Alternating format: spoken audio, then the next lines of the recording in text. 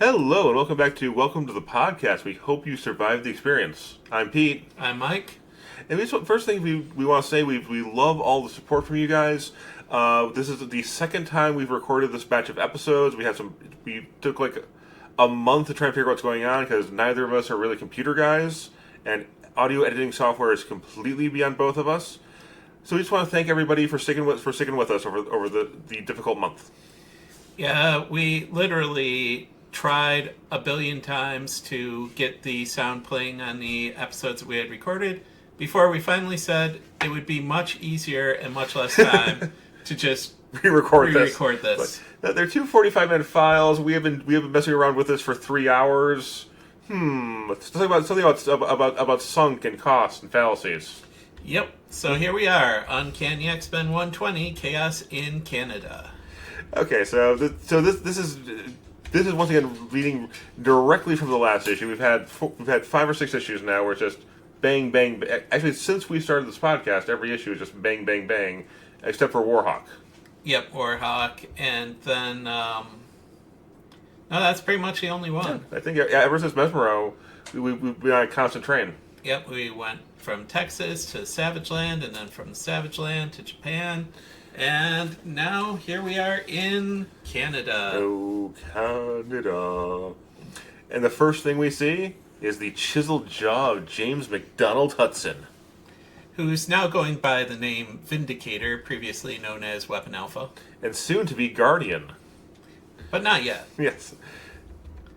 But then we have Pierre Trudeau, you were saying? Yeah, that is Pierre Trudeau, Prime Minister of Canada at this time. And noted father of Justin Trudeau, but also is widely credited with forging the distinct Canadian identity.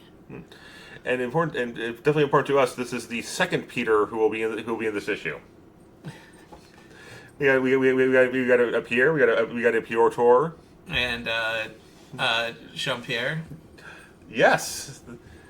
This is something that I've always appreciated about the Marvel Universe. My name is Peter. It is a fairly, it's not a rare name in 2025, but it's not the most common name. And Mike, has the, Mike's name is Mike. Most common name on the planet. And yet there's very few comic Mikes. Yet we could have entire crossovers just of Pete's. Just Pete's in X-Men. Well, Stan Lee once accidentally called Daredevil Mike. Yes, and that became a whole thing. It became a whole thing. Yeah, no, Mike Murdoch was real for a while. It was weird. It was a very strange... Anyway. I wish I could take my mistakes and just pretend like they were usable ideas. But I love this. So we were looking at like a 60-foot tall screen. We got footage of the X-Men in Japan fighting mandroids. Which means that they must have gotten this information from like security cameras or, I don't know, the high-tech drones of 1979. And we I mean, this actually has to be huge because we have a guy who is smaller than Wolverine's hand. Yeah. That's at least 10 or 12 times the size of the man.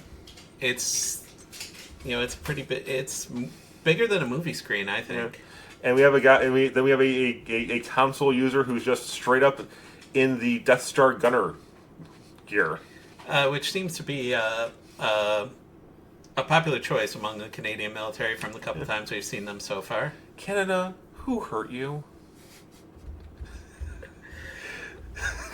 And then we have James just giving the breakdown to Trudeau. They're the X-Men. They're unofficial superheroes, and we think maybe they might be mutants, kind of. It's kind of shocking how the first time we saw Weapon Alpha, he didn't know anything about the X-Men and got his butt handed to him, and he still doesn't really know much about the X-Men. You would think that after you got Mollywopped, I believe is the kids are using. by Banshee and Storm and Colossus, that you would think, if I'm going to fight Wolverine again, I should probably know who these people are. I should know about his friends. But apparently he did not do that research. No, not at all. But, confidence is a superpower all its own. Actually, that's one thing we're to talk about here is, from his first appearance as Weapon Alpha, James handled himself pretty well against the X-Men. I mean, it took Banshee and Colossus and Storm to take him out of the fights. And now it will be him and seven other mutants will barely be able to handle the X-Men. I mean, but these X-Men are a little more powerful than they were then. True. And also, Banshee kind of unlocked extra power by Moira McTaggart getting hurt in that initial fight, too. Mm-hmm. True. And now Pierre Trudeau actually says that we spent a lot of money and resources developing and training Wolverine, and we continue to get these implications of what we will later know about Wolverine, that he was the bioengineered. Yeah. Right. Yeah. As of right now, what we know about him is that it's implied that he, up until right here, it was just implied he was just a Delta Ops Special Forces kind of guy, just a regular soldier with the top of the line training. Now we're getting, there's something else going on. And it's something that Pierre Trudeau does not want Canada to not have. And Vindicator says Wolverine resigned, and Trudeau says, well, then he can unresign. I love how bloodthirsty Canada... I know I said this last time. I love how bloodthirsty Canada is in the Marvel Universe. And here, Vindicator is using punch cards in order to use the computer to... punch cards. I mean, this in all fairness, this is like an accurately sized computer. He is putting punch cards into the more or less room-sized mainframe.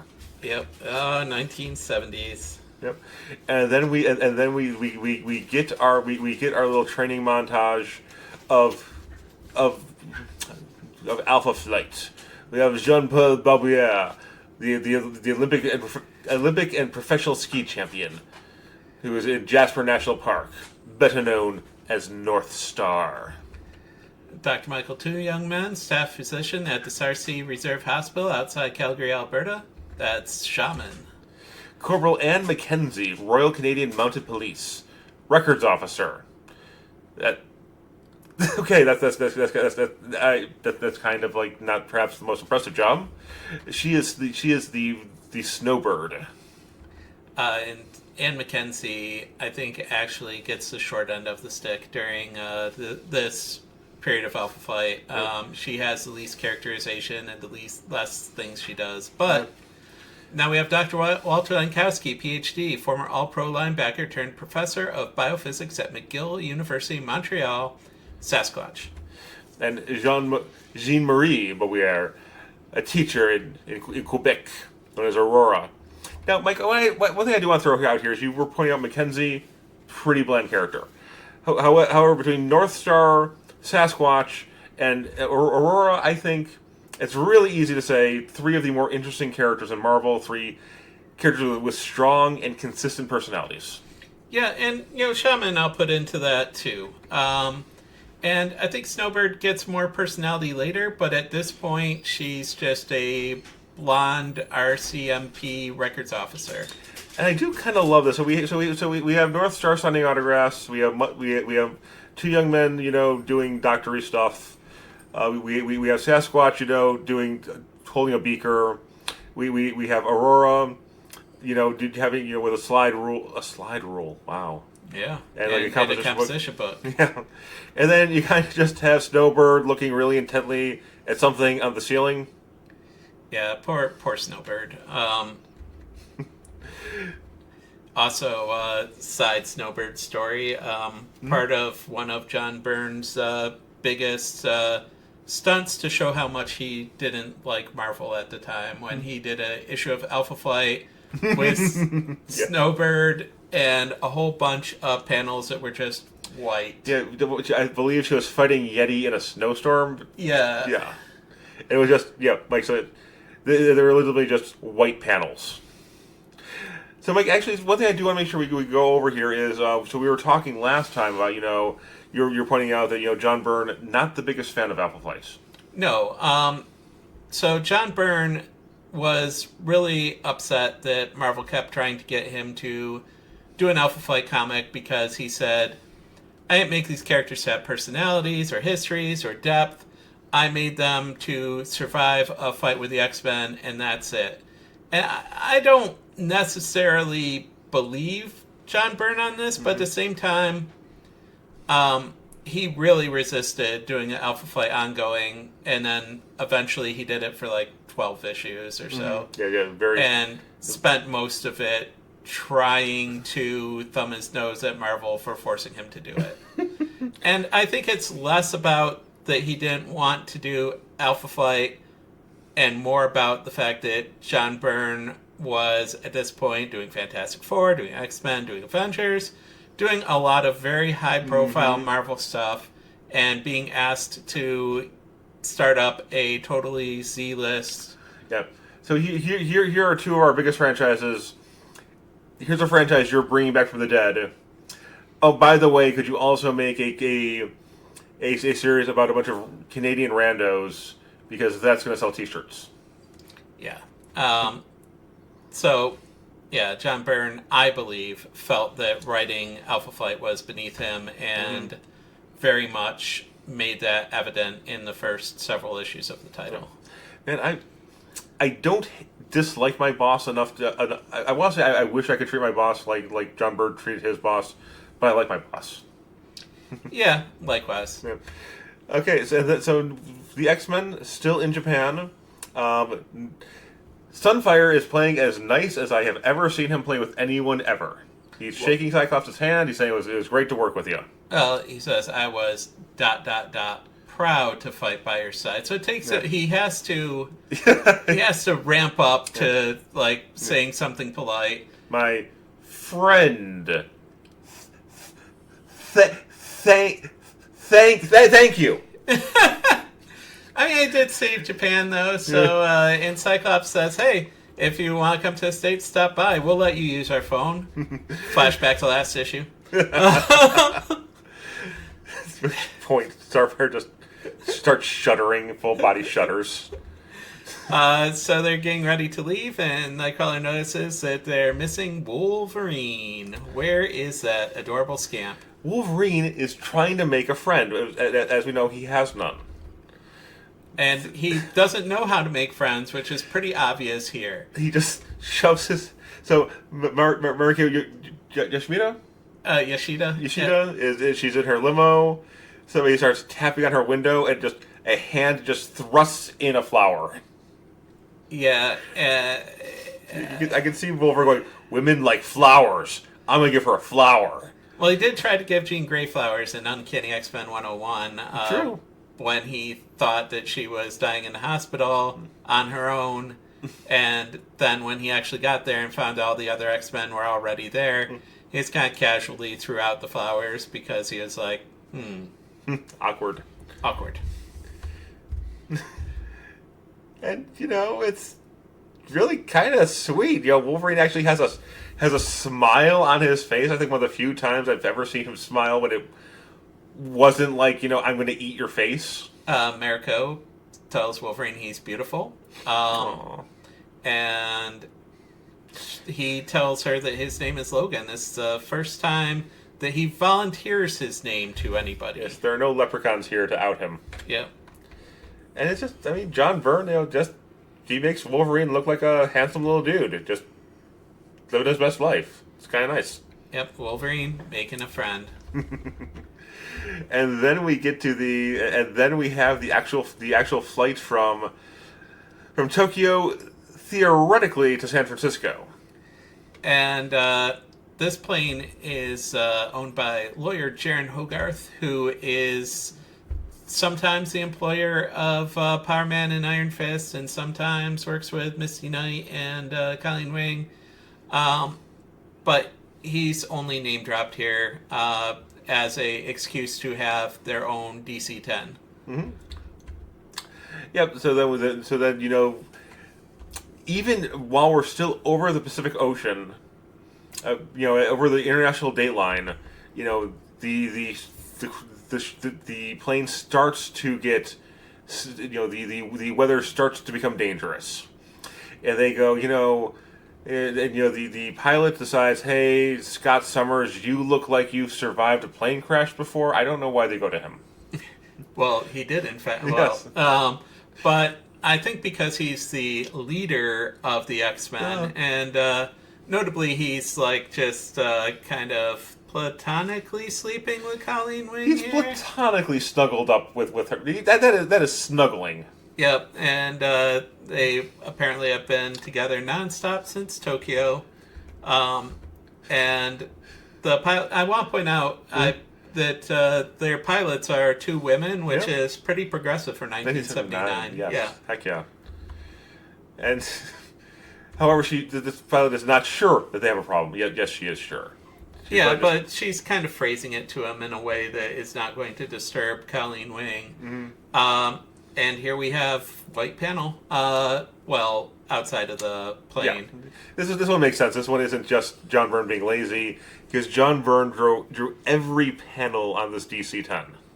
And the pilots tell him that there's a freak storm that came out of nowhere, shut down every airport west of Rockies. They kept trying to go to different areas, and it kept cutting them off. It's like following them. It has intent. And Cyclops says, no, it's not your normal storm. And then Storm shows up. And he says, hey, Storm, do you want to do something about this storm? And she tries, and the storm resists her. This is the second time recently that she made an effort to fight a storm and was useless. In all fairness, the first time that she did on their way out of Antarctica, on their way out of the Savage Land, she didn't really seem to be trying. She was just kind of like, no, it's raining. It's too tough for me. Also, I'm just going to point out that this panel, Storm shows up wearing a bathrobe, and when she uses her powers, the bathrobe flies open. She's clearly naked. She's clearly naked. Yep. With strategically placed shadows in the bathrobe. It's Sailor Moon nudity. She's being backlit. You only see the entire panel is blue, and then just black over any parts that could get them in trouble. As we discussed previously, Storm is a naturist, so not uncommon. And then we have the pilot just go and sit down. Hey Cyclops, sit down, shut up, let Mama do some flying. And basically saying that Aurora trying to fight the storm is making it worse. Storm, you got one job to do, and it's literally storms. But this is the plot device for the issue, so she can't. Yeah, fair enough. And it will go on. There is an there's an in-world reason why she can't just snap her fingers for this one. Wolverine just casually shows up in his checkered shirt. And Cyclops says, let's let everybody sleep as long as they can. They're going to have to land at Calgary or crash. And Cyclops just let everybody sleep. Just let everybody sleep.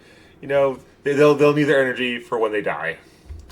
And so they're being cleared to land in Calgary, and by a shooter. And then the special operations team is their pigeons are on final. Yep. To the plane. So we know that there's something up, and that the air traffic controllers are somewhat in on it. Yep, and the pilot is even like, this is really weird. They have scheduled us for the most secluded part to land in the most secluded part of the airports. What's up with that? And there's a man on the runway that they have to stop for, and it's James McDonald Hudson. I just love his name. He's standing there, an actual literal Superman pose. His fists are on his hips. He goes, Wolverine, you know why we're here. Give up. I won't make your friends look stupid. And he says, got 1 minute. And Wolverine is ready to draw on Vindicator immediately. I just kind of love Scott's reaction. Is that the guy from last summer? His name was like Weapon Gamma or something. Scott has clearly not taken the time to file away who James McDonald Hudson is, and given what we know about Scott, that is even more insulting. Yeah, it's it's like it's kind of the story works because James McDonald Hudson did not make any effort to find out who the X-Men were. Yes. Cyclops made no effort to find out what Weapon Alpha was up to, or in fact, he wasn't even there when the fight happened. You're right. No, you're right. Yeah, because he was he was with Jean and her parents, right? Yep, and so like he didn't even apparently make Storm and Banshee file a book report on it, or I find it I disbelieve. I also disbelieve. And now we are back to Wolverine having like serial killer face. I mean, that's a very natural Wolverine look. It is resting serial killer face. So, and so Scott tells the pilot to try to get the plane back into the air. You know, the place where they said it couldn't survive any longer. You know, listen, Scott Summers is not going to be. Is not going to be ordered around by negative space. But they punched the gas, and the plane is not going anywhere because, as Nightcrawler points out, there is somebody holding the plane, stopping the plane from going with his bare hands. So I just do like this. So Banshee. So as the X-Men come to see what's going on, Banshee is there in his 70s glory. Kurt is already in his uniform. And Peter is presumably also naked? There was like some hints at a Peter Storm thing going on during this point. That's true. And if you check our everything you didn't know you needed to know about Colossus episode, there are 9 other facts there too. So the guy thinks that just stopping the plane isn't cool enough. He throws it backwards into a hangar. Yep, and we get interesting facts about the DC-10, how much how its fans work, its weight, and knowing how much force it produces. And knowing Chris Claremont, I'm sure every single one of these facts is correct. Likewise, I believe that. I'm not going to check though. And yet, so this giant, shaggy, Hulk-adjacent figure just tosses the plane into the hangar. A DC-10 is a pretty big plane, too. It's 250 tons. Yep. So, plane meets hangar, plane is destroyed, hangar is destroyed, and we wonder for a moment if the X-Men lived through it, because Vindicator yells at Sasquatch that this was maybe a little extra. Okay, so this is going to be a thing for the next 2 issues. Alpha Flight are going to almost murder a lot of people, like a ridiculous number of people. And, it just goes to show you that they're not very well trained, which is something that they've said many times. Mm-hmm. But then keep in mind that they trained Wolverine very highly, so I don't know. But I mean, so at this point we don't really know that Wolverine has powers. We just kind of had, 2 super speed twins and a shaman and a Sasquatch just kind of laying around. And like some random goddess. Yeah, Silver's powers are interesting and varied.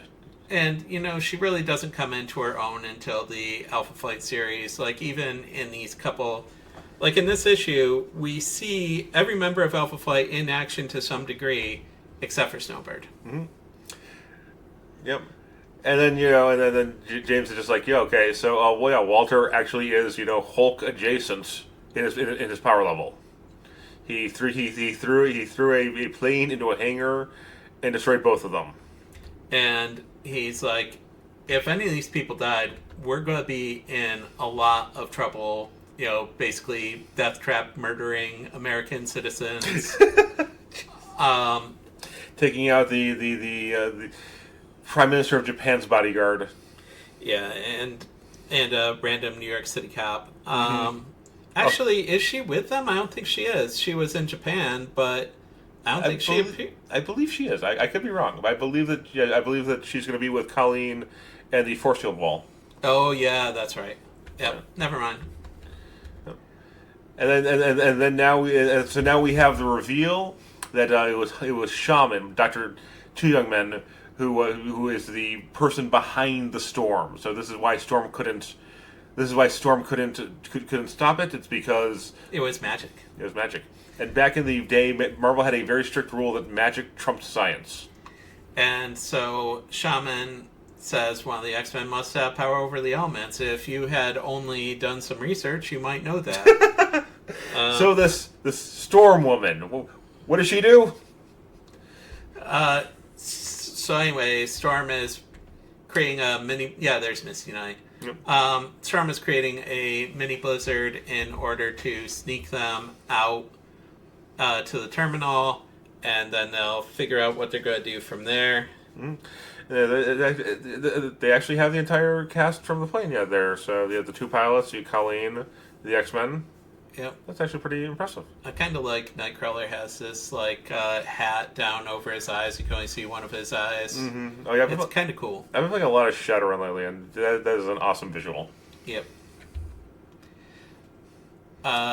So now Cyclops is saying, I didn't do research, so Wolverine, will you do some research for me and tell me what Major Maple Leaf is and why they want him? And Wolverine's like, it's my fight.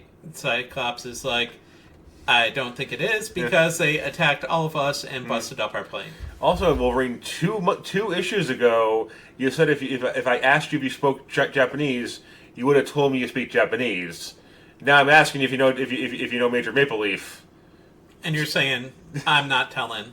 You're not my real dad. I love the fact that although Wolverine is clearly drawn to be middle aged, he acts like a 16-year-old at all times. I mean, the X-Men are kind of infamous for their teenage hissy fits every now and then. And then they get in the terminal, and Wolverine does start describing James Hudson, and heavily implies that his code name actually is Major Maple Leaf. Yeah, I think that Wolverine just wants to call him that.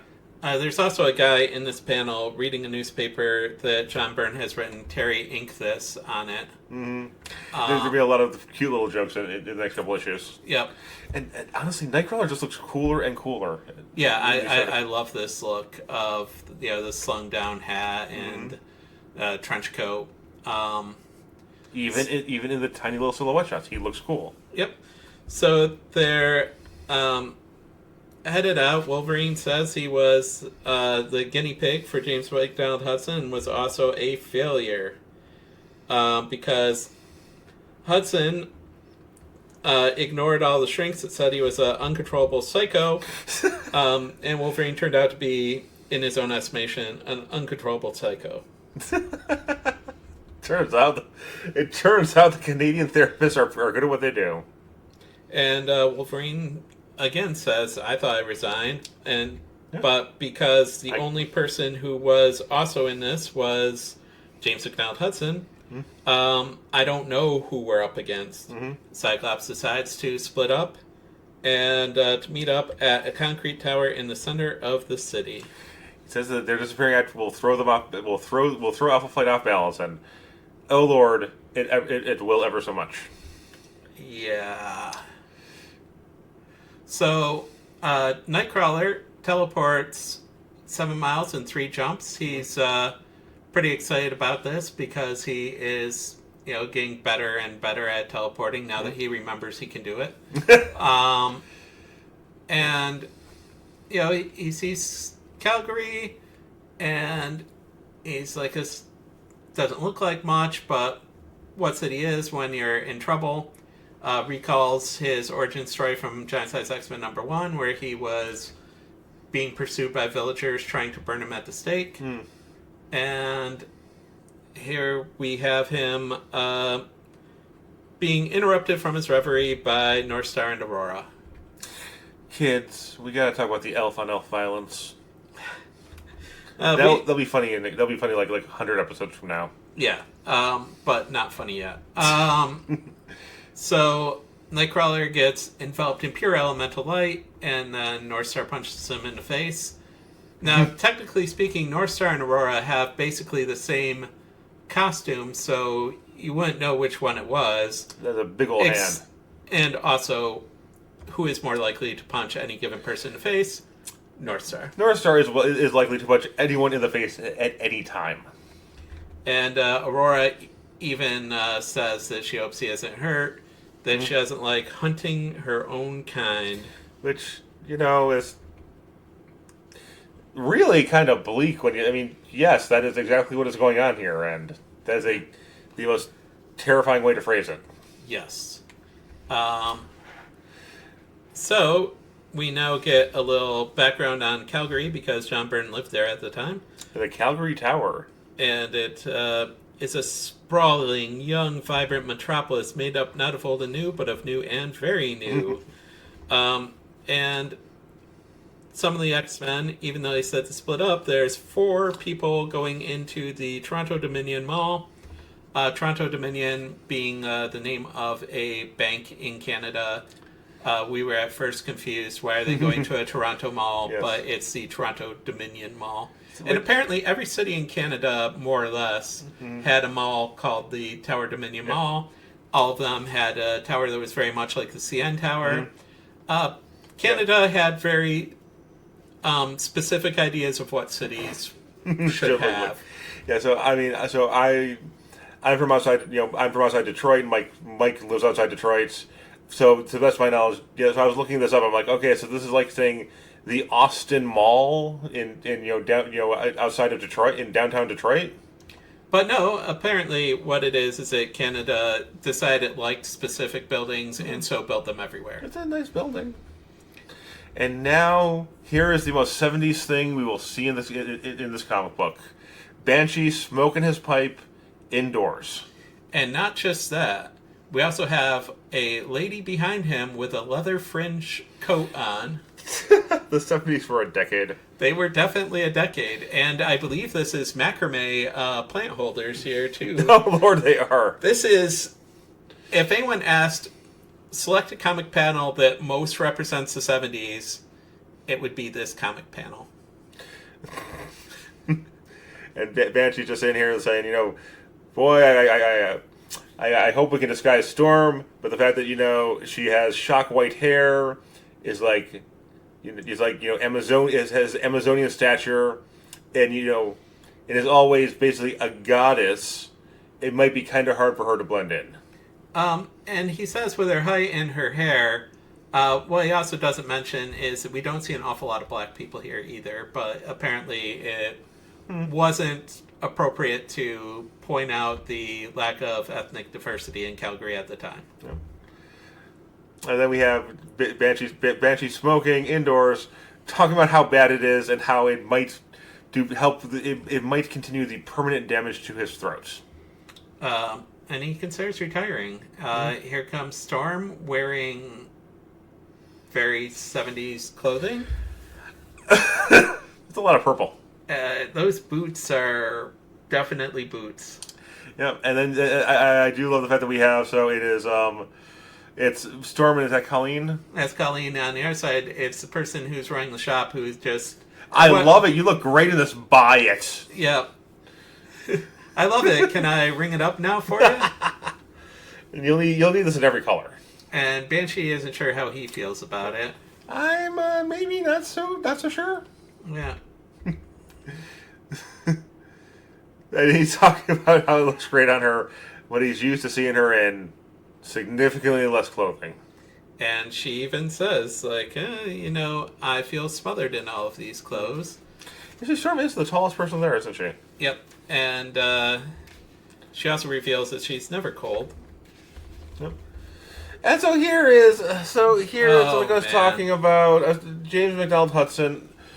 It is only through the grace of God that there isn't a triple-digit body count in this comic, as Hudson blows a hole in the roof of the mall to fly in, while we see that he has heated the ceiling enough that becomes liquid. metal is dripping in a mall with a small child right there.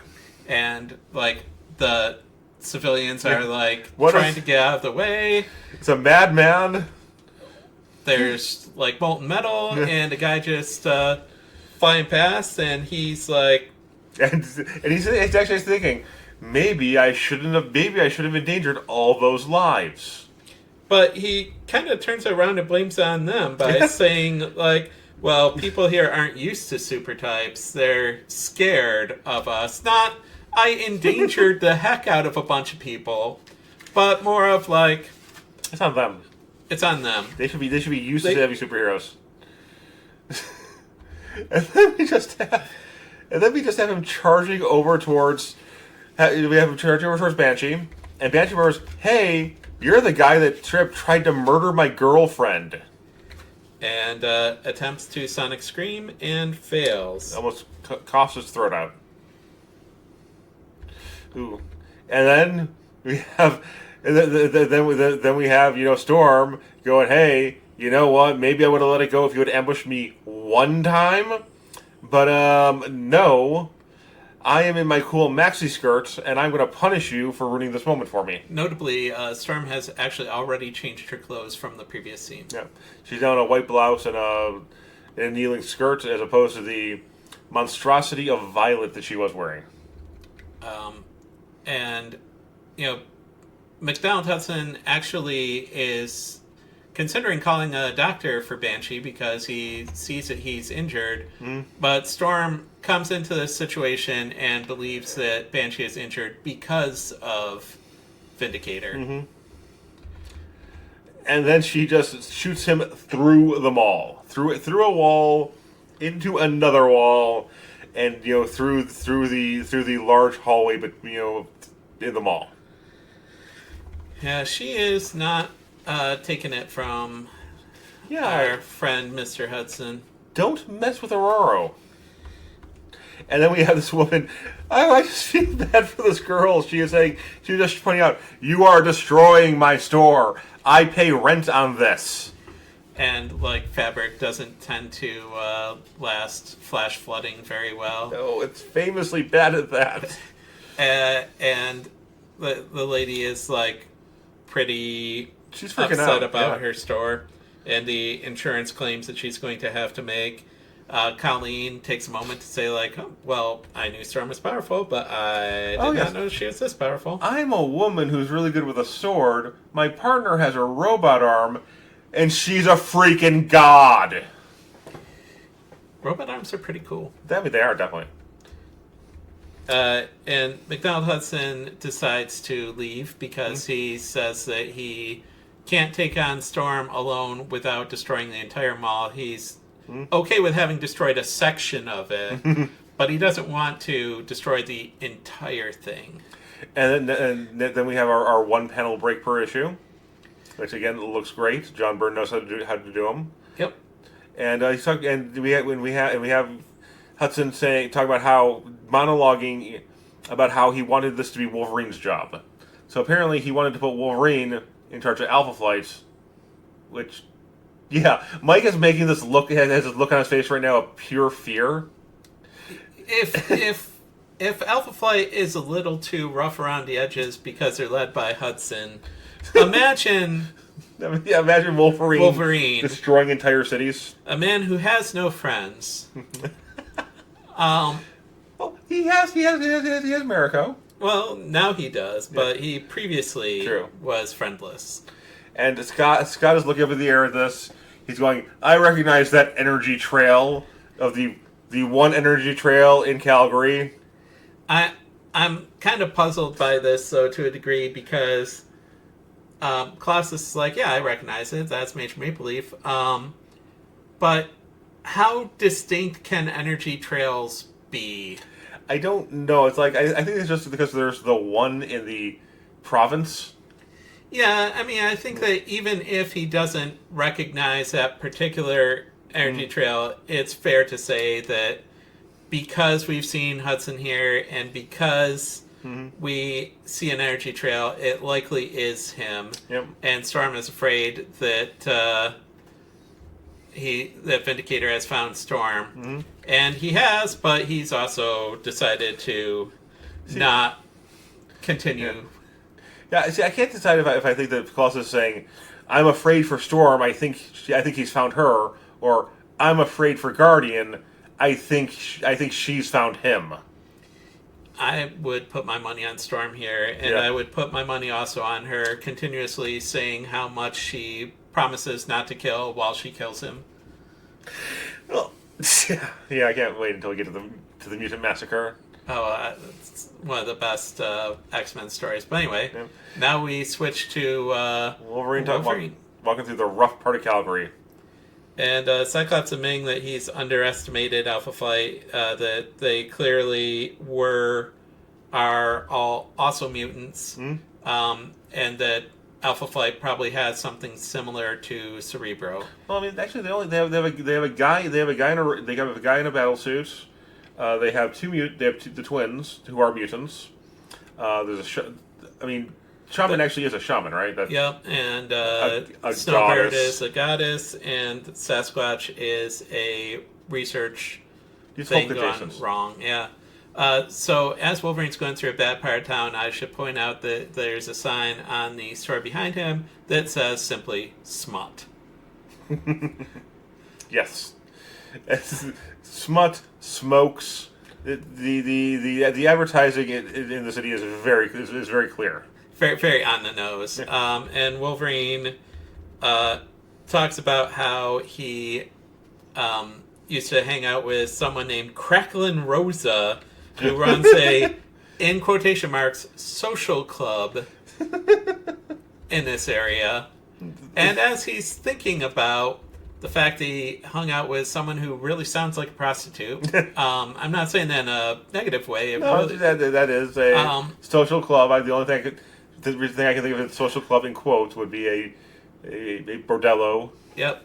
So Wolverine is like, how am I falling for a high class lady like Mariko? And then Sasquatch grabs his head, grabs him by the head, and like just yanks him off, and just throws him through a wall. He's very polite about it. One thing I love about Walter is like, as Hulk adjacent characters go, Walter is like Walter and Doc Samson are the ones who have the least change in their personalities when they're powered up. He's like, you know what, Captain Logan, I'm sorry about this, but you're really being kind of obnoxious. So I'm gonna thwack you. I'm gonna thwack you against walls until you stop being a pain in the butt. And actually, though, Walter gives him says, "Are you gonna come quietly, or do I have to keep smacking you into walls?"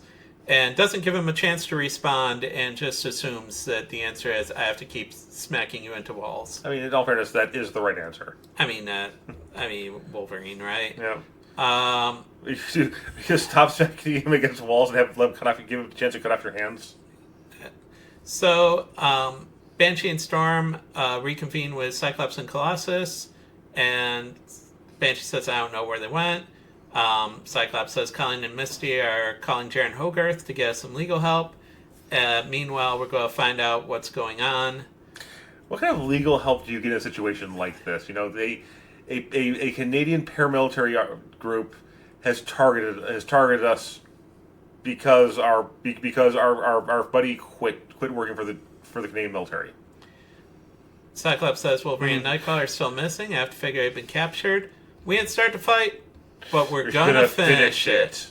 If necessary, over Alpha Flight's dead bodies. Next issue, shootout at the Stampede.